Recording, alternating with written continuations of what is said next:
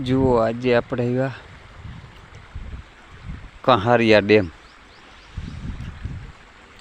આ ડેમ ભરાઈ જાય ને અહીંથી તો આડા ઝાડવા નડે, આપણે ખાલી કાઢીએ હજી ઊભા એટલે અમારે હિયારું પીત થાય બધાય.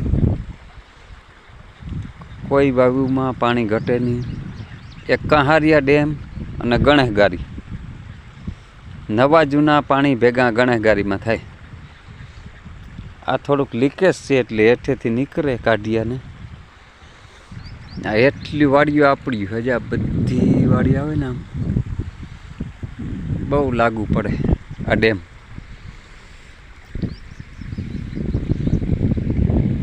કાઢિયાને માથેથી થોડું થોડું પાણી પડે. જો ભરાઈ ગયું શિકાર.